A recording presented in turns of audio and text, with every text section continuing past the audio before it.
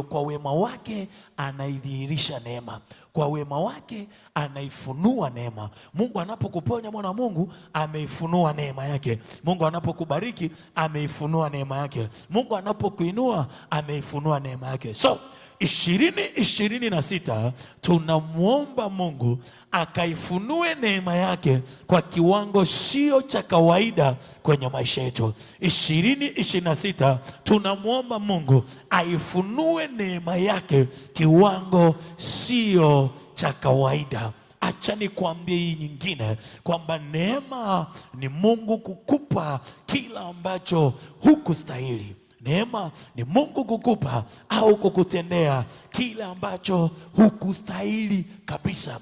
Elimu yako haina sifa kupata hiyo kazi.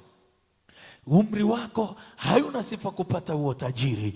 Chochote kile ambacho unakimiliki kimezidi uwezo wako, hata wewe mwenyewe unabaki unashangaa. Hiyo inaita neema. Neema inatumilikisha vitu ambavyo hatuna ability, hatuna uwezo wa kuvimiliki, hatuna uwezo wa kuvipata, hatuna akili wala ujanja wa kuvipata. Lakini kwa sababu ya neema, umeishia darasa la 7 lakini una mshahara wa mtu ambaye ni dokta, ambaye ni profesa. Umeishia darasa la 7 lakini una nyota 3. Umeishia darasa la 7 lakini vitu unamiliki hata havifanani na wewe. You know what? Ni kwa sababu ya neema. Ni kwa sababu ya neema.